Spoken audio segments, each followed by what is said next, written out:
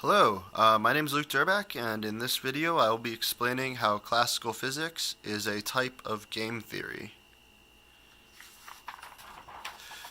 So in this game theory, we have that each particle is an agent, each agent controls its velocity freely, each agent has a goal location and a goal time, each agent scores each path to its goal using its utility function, which is also known as the action, and we'll be using the symbol S for that, just because that's the typical symbol you use for it. Each agent is perfectly dumb, that is, it's physical matter, it's not intelligent at all, and it chooses the worst path, which minimizes its utility function. Now, this is the opposite assumption that you might assume from normal game theory, where you would probably assume that the agents are perfectly rational. Instead, we're assuming that the agents are physical matter, which is perfectly dumb. So I have a little illustration on the bottom of an initial location and a goal, and the utility function scores each path from the initial to the goal. And as I said, the agent chooses the path of the minimal intelligence, or the minimal utility function. So this is enough that we can derive the Euler-Lagrange theory. So recall that agent n has its own utility function, which is Sn. Sn is minimal, and therefore it is stable with respect to infinitesimal variations in agent n's path. In other words, if you just perturb the path a little bit around the minimum, it's not going to change much, and that's because it's a minimum. If we're a maximum, it would be the same way. You would also get that it's stable with respect to infinitesimal variations, but again, the agent is perfectly dumb, so he's going to use a minimal utility function. So since we have that the utility function is stable with respect to infinitesimal variations, that's what the next line means, that delta n Sn equals 0. That means that a infinitesimal variation in agent n's utility function is equal to 0. So we have that the utility function is a function of the paths that agent n can possibly take. So the general way to write this utility function is going to be a sum of a scalar plus an integral over some path parameter, plus a second integral over the path parameter, plus a third integral over the path parameter, and so on. But we're going to restrict to the case where the path parameter is time, and we only have a single integral over time, or over the path. So in that case, the integral is over something called the value function, also called the Lagrangian. And this gives us a multi-agent Euler-Lagrange theory. So next, I will show how to derive Newton's laws from the Euler-Lagrange theory. It's a little bit of an involved derivation. If you've never seen calculus of variations, I recommend studying that. So recall that that Sn is stable with respect to the utility function of agent n is stable with respect to infinitesimal variations in the path, and that the utility function is an integral over the value function integrated over time. So combining those two together, we get that the infinitesimal variation of the integral of the value function over time is equal to 0. The infinitesimal variation is going to commute with the integral, so we can pull that in. And then we expand what the infinitesimal variation is in terms of partial derivatives. There's going to be 4 different partial derivatives we have to consider.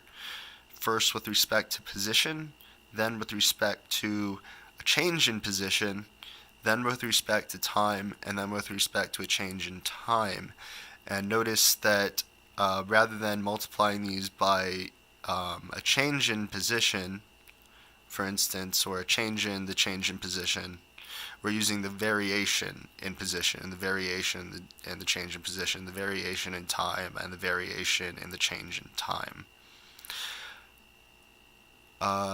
So the next thing that we do is we take,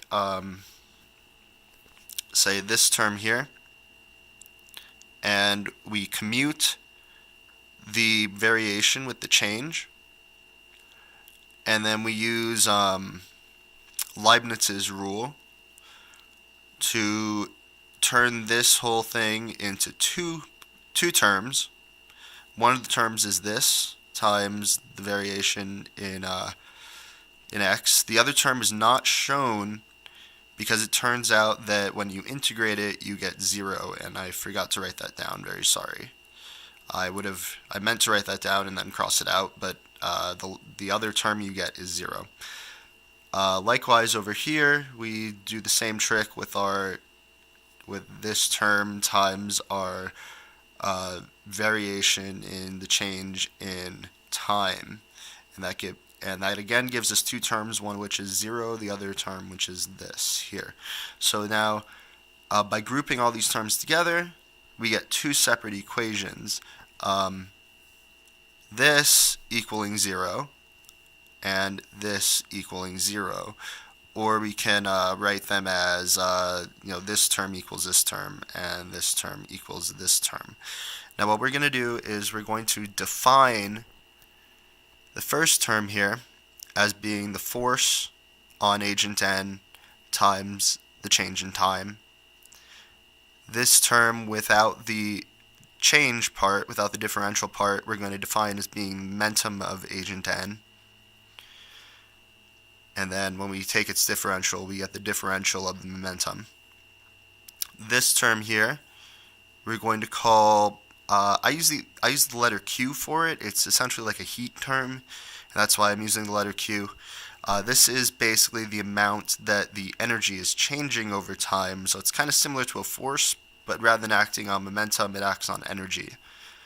In a lot of cases, this is going to be 0, so a lot of times we just ignore it.